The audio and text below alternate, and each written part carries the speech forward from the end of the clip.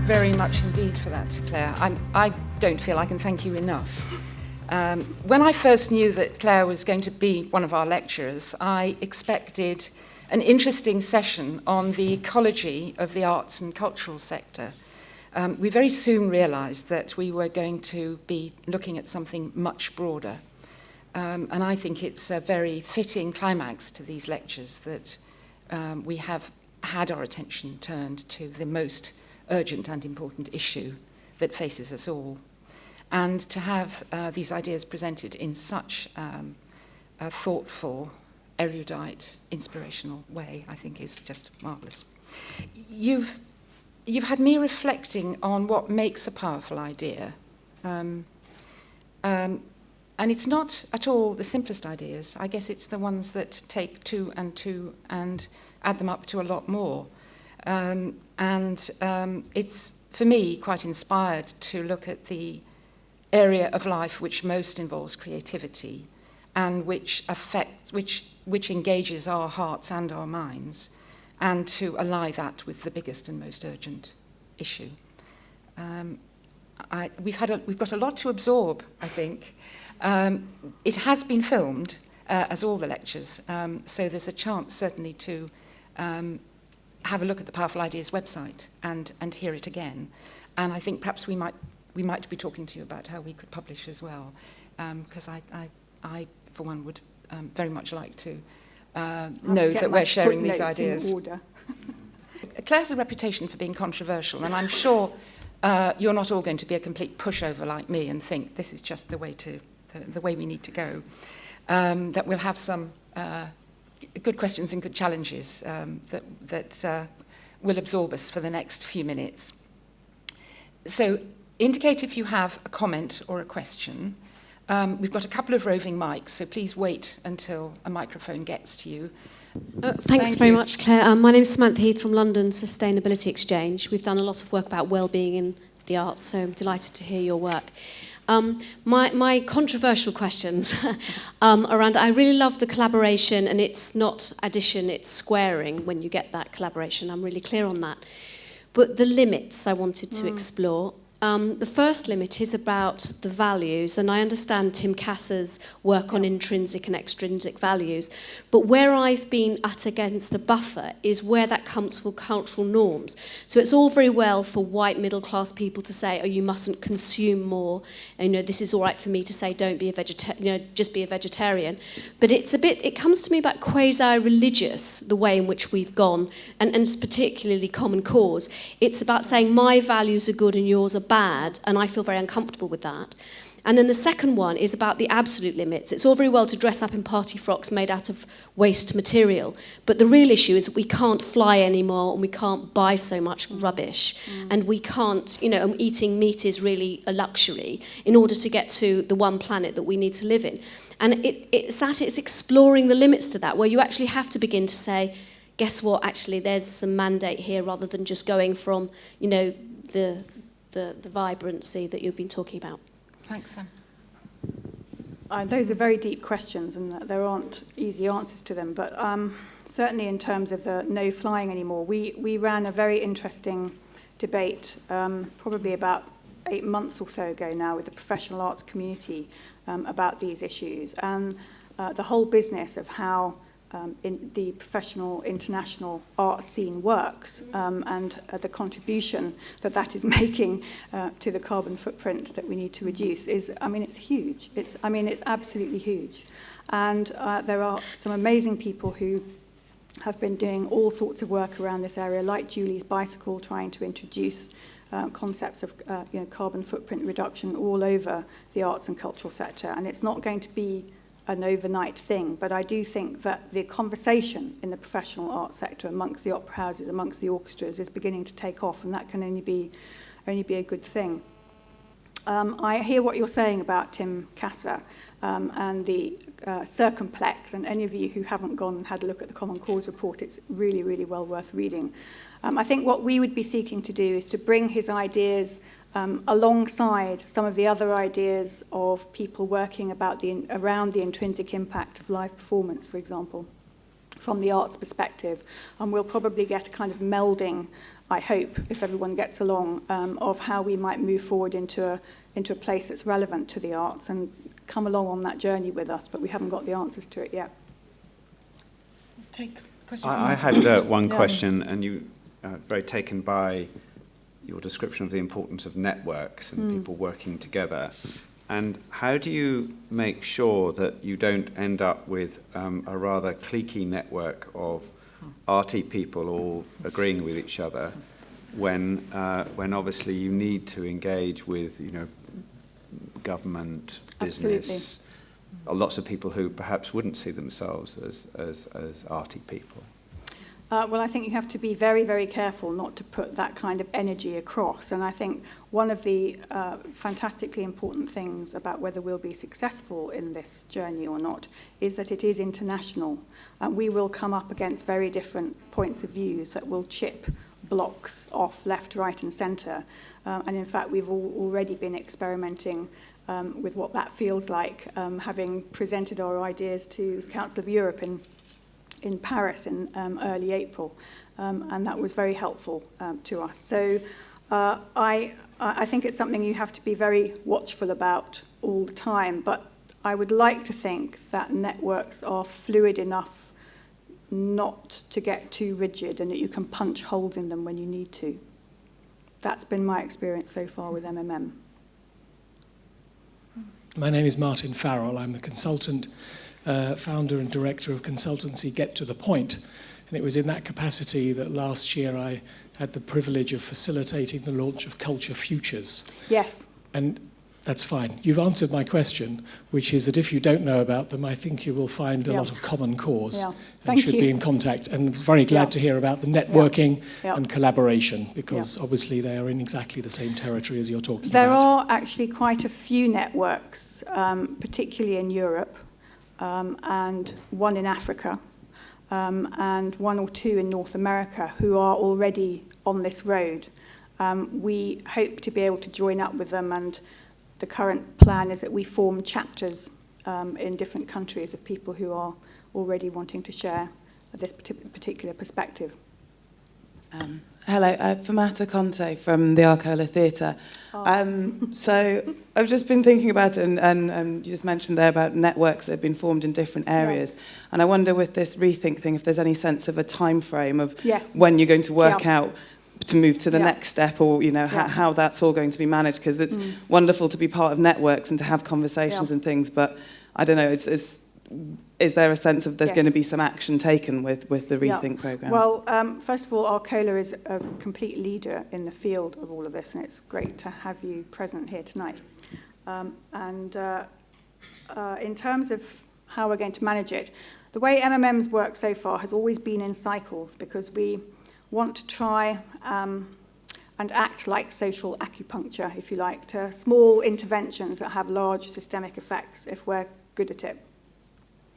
And so the idea is that Rethink, and indeed our sister programme, Re-Evolution, will operate only over the next 2 to 3 years. And so we will be pushing ourselves very hard to be successful social acupuncture in that time.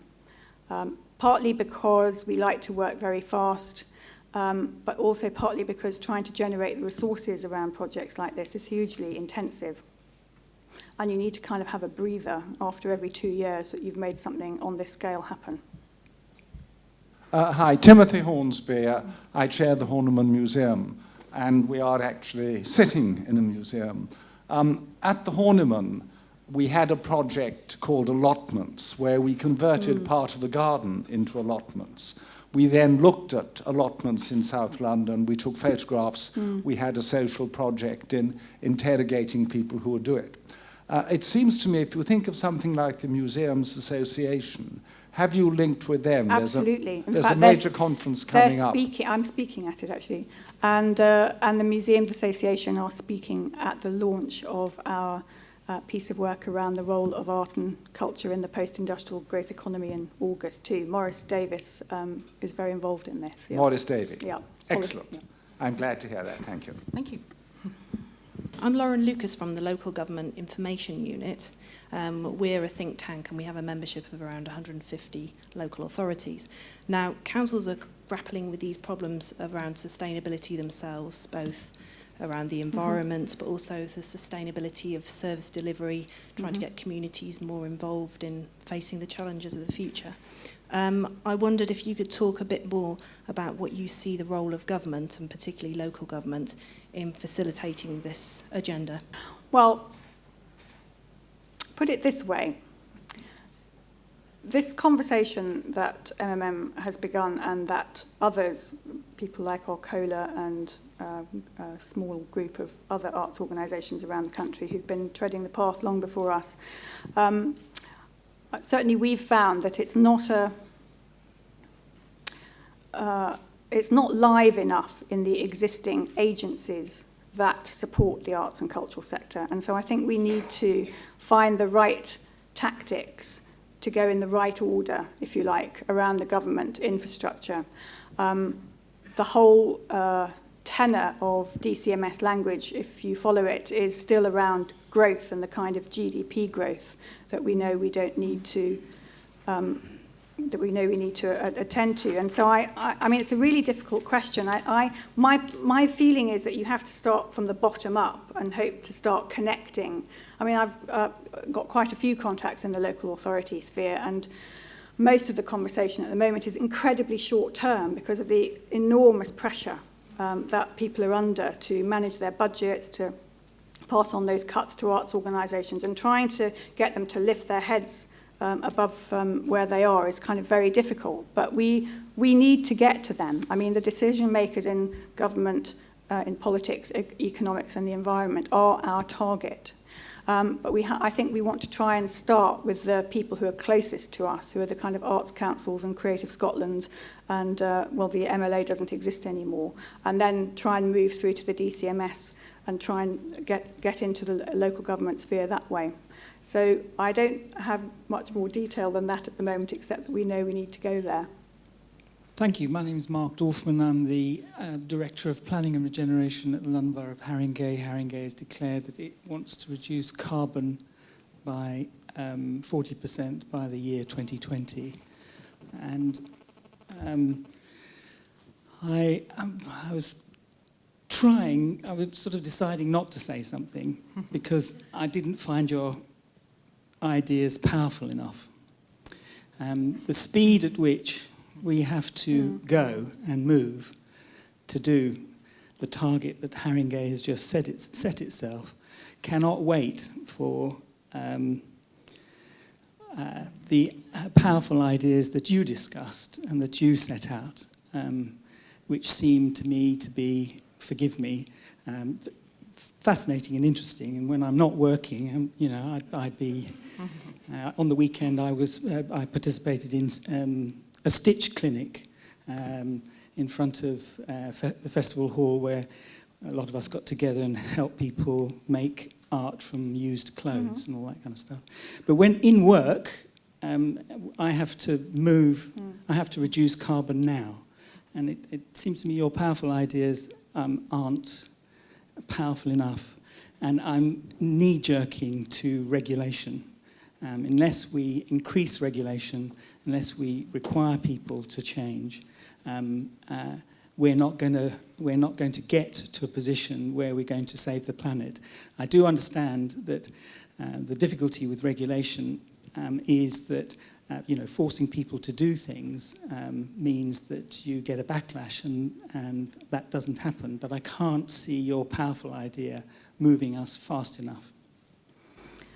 Well, I mean, I absolutely take your point, and certainly I've been reading a lot around the new voices in the economy of the future. And there's a guy called Chandran Nair, and I don't know if you've read his recent book, but he also is of the view that regulation and actually forcing up the cost of products with proper realisation of their ecological footprint and all of those kinds of things are absolutely coming around the corner.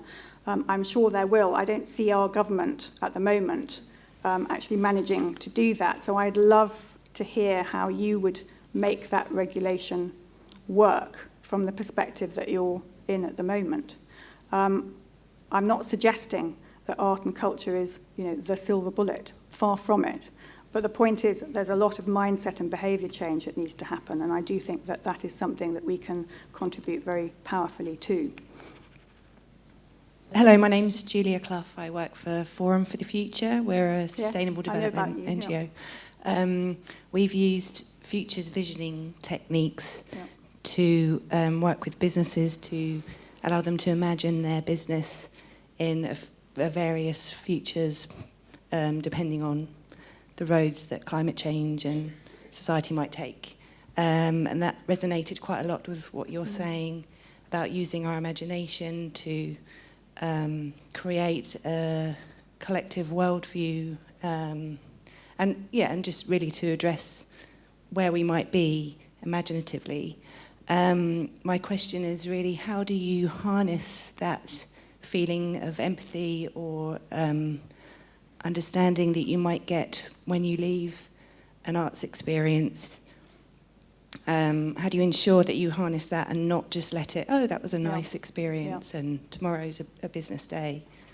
Well, that's a really good question. It's one of the questions that lies at the heart of the work that we plan to do with Common Cause, and we're proposing to do an empirical study that actually allows us to understand what impact an arts experience will have on somebody in relation to these bigger-than-self issues as they leave the experience, whatever that is. And then we will go back after 2 to 3 months and ask them again and try and understand what the longer-term effect is going to be. So I can't answer that question yet, but I hope I would be able to in a couple of years' time. My name is Godfrey Brandt, and I'm glad I know Godfrey. Hi. Hi. I'm glad the previous speaker asked that question, because it prompted me to say what I wanted to say earlier anyway. Thank you for your talk, because I think what you laid out very well, and this is not a question, more an invitation to respond. What you laid out very well is the contribution the arts are making now and can make in the future. Not in an artificial way, somehow how can we lower the carbon footprint or whatever, all that. It's actually about changing the terms of debate. And it's something that was not apologetic about what we do, but actually sung the praises of what we do and what it's about. That it should be a part integrated in what just living is about, living and culture with a sort of anthropological sense as well is about. It's about what you've been talking about. I think you set it out very powerfully, and certainly in a way that moves us on. And I'm happy to hear that kind of view articulated. I mean, feel free to respond, but it's more as a response to you. Thank you. Well, thank you. Join us on the journey and see what we can do together.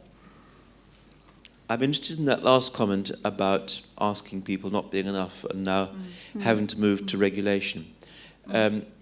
We started some 4 or 5 years ago, for example, offering environmental audits to all of our grantees.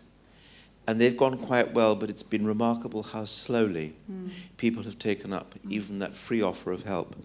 We've also started asking all our grantees what they're doing about their carbon footprint and telling them we want to know during the course of a grant what progress they're making. We haven't yet made it a condition of grants. My view 4 or 5 years ago was try to get people engaged and get them responding, because if they really get it, if they really believe it, they will do it voluntarily. But I'm afraid I am coming round to the view now that unless we start to require, we're simply not going to get the speed of change that we need. I don't think we're alone among funders in trying to get better environmental performance out of everybody. I think the thing that still gets to me is how to communicate the understanding, because we're still facing a lot of disbelief and a lot of feeling that this is a long-term issue that we don't have to think about quite yet. Yeah, I was speaking earlier. I have a few friends who are braving this space and speaking publicly about the role of arts and culture in this way, and they're finding a kind of pattern emerging that in most groups there are some people who come towards the argument and some people who back off very fast, and it seems to be very polarised. There isn't any kind of middle ground. My name is Fiona Ellis. I have had an association with MMM in the past, but not on this particular programme. And I was really quite interested in the comment from the gentleman from the local authority, because I was thinking something similar. What I was going to say, but it's okay because I've changed now. What I was going to say was that the arts are incredibly good at empathy and incredibly good at laughter is a very important part of what the arts do too. If you want to change something, laugh at the thing you want to change. And that's a really powerful tool. But then I was going to say, however, I'm not sure we have time. We are running out of time. So now, because that's already been said, I can move on to saying that I think arts and culture have three powerful roles to play. One is persuasion, and there'll be an element in persuasion, and there may have to be coercion as well. The second, however, comes after the coercion, and it's stickability. When you start helping people to understand and empathise, rather than giving them orders and making them feel guilty, which isn't very good. So you've got to kind of move them on, and stickability of ideas that have been forced upon them, brought through artistic empathy and experience and laughing. That's another role of the arts. And the third one, I suppose, is compensation. Life isn't going to be quite so nice. We're going to have to compensate for the unpleasantness that is coming to us because we can't indulge ourselves in the way we used to. So we're going to have to find compensations. And I think those will be about going back to our own creativity and our group creativity and our localism and our rediscovery of the things that we actually do rather well together. No, those are great. I love the compensation one. I hadn't thought about that before. I don't know how many of you are that familiar with the New Economics Foundation's work. I'm sure you are, but where we've begun a conversation with them in addition to the one that I mentioned earlier around a festival of transition that they're hoping to put together for next June to coincide with the Rio Earth Summit. And they're proposing, and we would love to get involved with this if we can raise the resources to do it, to put out a whole set of really big questions like, what will the world look like when the oil runs out? What if our high streets turn into centres of well-being? What if?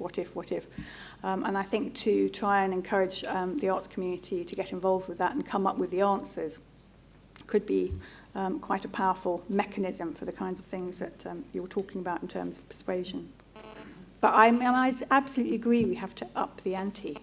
But we only launched this 10 days ago, so give us a break. Patrick Vigers, an FD. If the basis of the world's self-inflicted problems are excess population and greed in the form of food and resources, what will the arts do for birth control? Secondly, is a girl going to an opera less likely, or more likely when leaving it, to buy another pair of Ferragamo shoes? Is this concentration on the arts not a mental aspirin for cancer? I mean, to be honest, those are two questions that are so far away from the way I think about the arts, and I think I probably need a large glass of wine to be able to come back to you with any kind of sensible question. I mean, I think the one thing that did go through my head was that, let us not forget that, and there's that wonderful quote of Brecht I can never remember properly, but it's the hammer and the mirror one. And I mean, we've discussed this amongst the group of us working on this already, but the arts, some of the arts community, particularly the professional arts community at this time, are very good at being mirrors to the kind of society that we have, and have actually contributed to helping the kinds of paradigms that we need to deconstruct be very successful. So we're not guiltless in where we've got to thus far. But I'm pretty sure that there are enough people in the arts and cultural community who are prepared to kind of turn their eyes in a different direction and maybe become a bit more of a hammer than a mirror. And I think those are the kinds of folk that we're looking for. Thanks very much. I'm going to suggest we just wind up in a minute or two.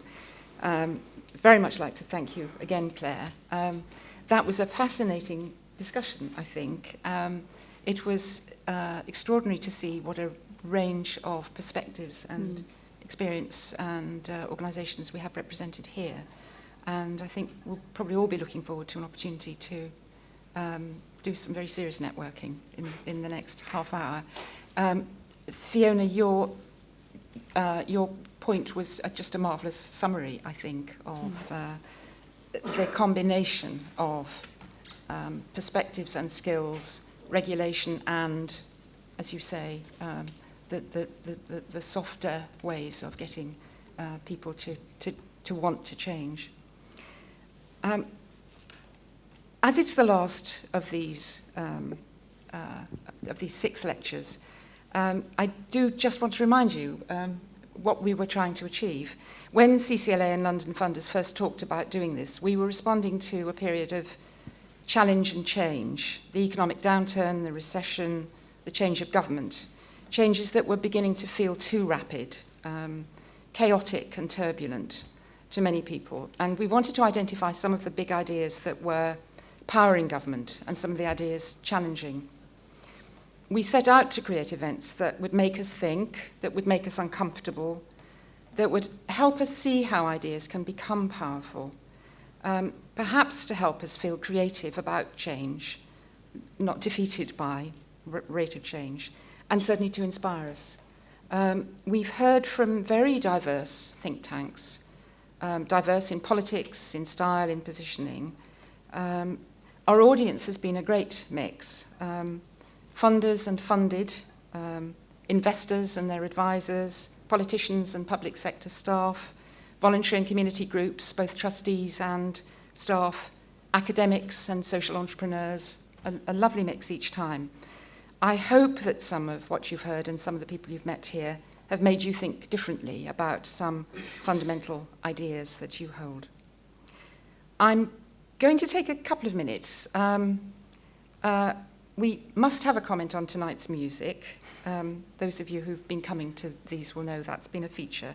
I have a few thank yous to say, a request to all our participants tonight, and an invitation to more chat over a drink in a minute. I'll do those in reverse order. So in a couple of minutes, we hope that you'll join us upstairs for a glass of wine and some canapes, and as much talk as we can cram in before about 8:15.